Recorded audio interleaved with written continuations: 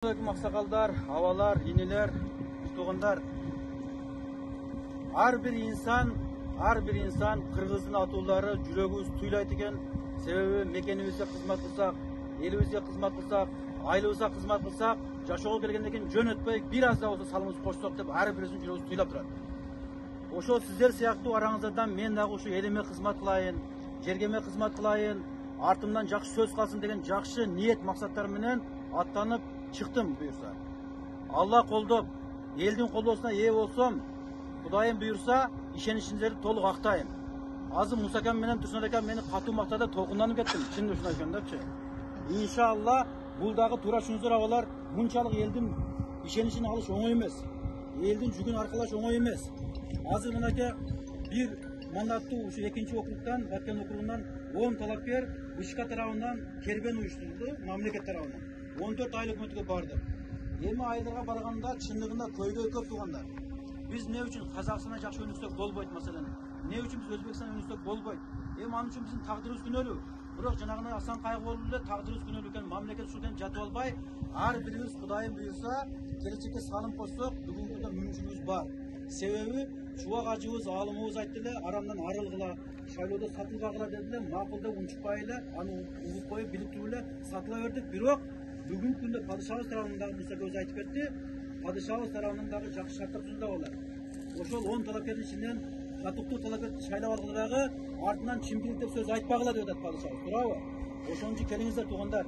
Мен кыйынмын дебейм, бирок барган жерлерде көкөрөк уруп, асфальтты мен төшөп берем, сууну мен жасап берем, суга сууду мен кылып берем, дарыяны мен буруп берем деп кыйындар чыгып атты арасынан. Бирок мен элге айтып аттым, туугандар, мен эч нерсе жасабайм. Мен убада бербейм. Бирок иш жүзүндө көрсөтөм деп атам, туугандар. Туурабы? Мен убада бербейм. Себеби түшүнгөн киши болсо, депутат мектеп салбайт, туугандар. Депутат асфальт төшөбөйт. Депутат суу чыгарбайт. Депутат мыйзам жазат. Ошону туура түшүнөлү. Бирок карапайым эл баары ишене берет экен. Мен асфальт төшөп берем десе эле кол чабар экен, шалтыратып. Сууну мен жасап берем десе эле кол чаба берет экен. Эл түшүнбөйт экен да. Эл баарына макул ишене берет экен. Ошон үчүн туура түшүнүңүздөр, депутат деген бул элдин үнү деген. Елдегі көйгөйдү, елдегі проблемаларды жогорку бийликке жеткирүүчү өкүл. Ошон үчүн сиз туура тандоо кылсаңыз, келечекке салым коштуңуз, урматтуу туугандар. Мен Кудайга таянып чыктым. Кудай колдосо, элдин колдосуна ээ болсом, Кудайым буйрса ак эмге көтөп берем деп терең ишендирип кетем. Себеби менин билимим жетиштүү, тажрыйбам жетиштүү, тарбиям жетиштүү, урматтуу туугандар. Мен да сиздер катары эле айылдан чыктым. Асмандан түшкөн жокмун, же башкадан келген жокмун, же бир министрдин, же бир чоң адамдын баласы эмесмин. Ушу көйгөйдү жакшы билем. Элдин арасынан чыктым. Ошон үчүн мен көп жерге барганда айттым, туугандар, бүгүнкү күндө 5 жылдап депутаттар келбесе, келген жок көпчүлүк жергечи. Элдер айтып атат, Кыргызчатта кече болду, алгырда айтат, депутатыбыз бир жол бас келбеди дейт. Ал үчүн эң күнөөлүүбүз. Эми баары эле күнөөлүү экенин жатып албай, келиңиздер оң бололу, жаштарга үлгү бололу, жаштардын келечегин сатпайлы туугандар. Татыктуу талапкер тандап алсак, мен элге айтып атам, туугандар, 5 жылда Кудайым буйрса, мен жанагы депутаттардын ишеничин кайтарам. Элге болгон ишеничти кайтарам. Себеби ар бир айдан өкүл шайлайбыз, 3 айда 6 айда эл менен жолугушуп турам. Көйгөйлөрдү келип көзүм менен көрүп. Азыр абам айткандай, мына биздин көйгөйүбүз күрүч маселен, туурабы? Мынакей дарыябыз агып жатат. Бул боюнча маселе көп. Мен азыр айтсам таң атып кетет, айта берсемчи. Мына өрүк бренд кылсак болот маселен. Өрүктү дүйнөлүк рынокко чыгарсак болот. Бул абам өтө грамотный киши. Бул 3 жолу Японияга барып келди. Америкага, дүйнөнүн булуң бурчуна барат, ушул жана өрүк боюнча иштейт бул. Биоорганик боюнча иштейт. Азыр Японияга өткөндө барганда Туркиянын өрүгү 1 килограммы 8,5 миң сом экен, $100 экен. Биз не үчүн кылсак болбойт? Өткөндө Муса көкөбүз Туркиядан жолугуп калды, туурабы? Туркиянын өрттөрүнүн даамы жок туугандар. Климат биздегидей эмес. Даамы болбосо да, сапаты болбосо дагы мамлекет тарабынан колдоо болгондугу үчүн мировой рынокко чыгып атат Туркиянын өрттөрүчү. 8,5 миң сом деген бул биз үчүн жомок, бирок мамлекеттин күчтүүлүгү үчүн болуп атат да. Биздики 10 миң сомдо кылсак болот. Эми анын үчүн татыктуу бир күчтүү адам керек. Мусакадай жанып турган киши керек. Ошон үчүн туугандар, мүмкүнчүлүк бар. Келиңиздер, мени шайлаңыздар деп көкөрөк урбайм. Кудай менен кеңешип, жүрөк менен кеңешиңиздер, татыктуу талапкерге добуш берели. Татыктуу менен кыйын келсе да мен ыраазымын. Анан Кудайым буйрган болсо, элдин жүгүн көтөрүш да оңой эмес туугандар. Эл шайлап, колдоого ээ болсом, мен толук ойдон ишеничтерди актайм. Маселе өтө көп. 1000 деген гектар жерлерибиз турат. 1000 деген. Буларды деле айыл кылсак болот, суу чыгарсак болот. Маселе чечсек болот. Өндірішке басым жасайбыз.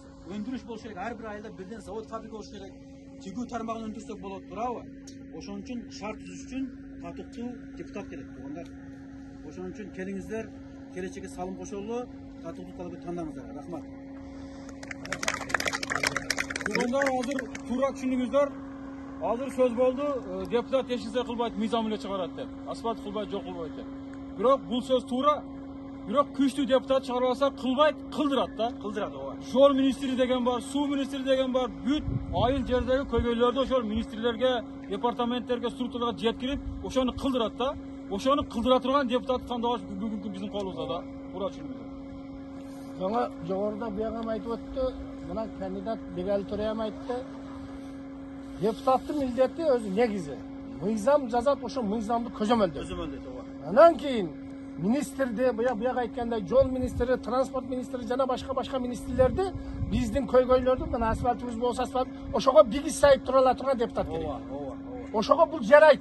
Ошого мен ишенем да. Ооба. Ошол барып давай мына айтты палан болбой атат. Эмне кылып отурасың деп эмени министрди эме кылат. Бигиз сайып иштетелет. Иштетиш керек да министрлерди. Бардыгы баягы парохор болуп бүткөн. Ким акча берген болсо ошол жака кете берет. Ошол жака кете берет. Ал мына жакта карапайым ел мына баткен дайым артта жүрөбүз. Себеби чеке облус экенбиз. Ошого анандай татыктуу талапкерлерди шайлай турган болсок, сиз менен биз эле утабыз турганда. Сиз менен биз эле утабыз. Шоның үчүн ушундай кандидаттарды адашпай шайласаңыздар. Биринчи Алла Таала колдосун. Анан мына шу элибиз себепкер болсун сиз менен биз. Şu balаны bir şaylайлык, bir dua bersin endi. Aksakallardan, keng albayga. İşte koşup çalap koyalım. Ben koşupçanızı aytın. Туғандар, анан 10 талапкердин ичинен менин айырмачылыгым, мени жанагы Мадымаров Адам Тинсанбаевич колдоого алып, бүтүн Кыргызстан саясий партиясынын артынан мен көрсөтүлдүм. Өзүмө чыксам болот эле, бирок ал киши менен жакшыбыз негизичи. Ошол Кыргызстан боюнча бир гана менин талапкеримди колдоп, ушул жигитке ишенебиз деп съездге коюп, делегаттар бекитип бир добуштан. Ошол киши ишеним артты да. Анан ошончо чоң адам ишенгенден кийин, ошончо чоң партия колдоо көрсөткөндөн кийин, Кудайым буйрса, менин бир эмем болсо керек да, бир чындыгымбы, чынчылдыгымбы, аракетимби, туурабы? Ошон үчүн бир Кудай үчүн колдоп берсеңиздер, иншалла иштеп беребиз. Биз ача келген жокпуз, ача калып. Мен жерлерде айттым, мен депутаттын ким экенин мен иш жүзүндө көрсөттүм. Иш жүзүндө. Жашообуз жетиштүү. Но кызмат кылышыбыз керек да, жанагы берген өмүр өсөсүн, эл эмгектен эскерсин дейт. Ошон үчүн бул кыска өмүрдөн өмүрүбүз өтүп кетет, бирок эл эмгектен эскерсин. Рахмат агайлар.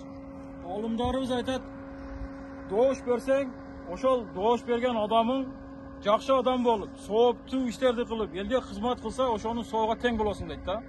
Анан жаман бир ууру газандага добуш берсең, ол барып коррупция башка кылса, ошонун коррупциясына тең шериксиң дейт да. Ошондуктан суранарыбыз, Кудай буйрса биздин элибиз үчүн, эл үчүн алал иштеп берет болсо, бир колдоп бериңиздер. Рахмат. Мына бул дагы өзгөчөлүгүн өзү айтпады мен.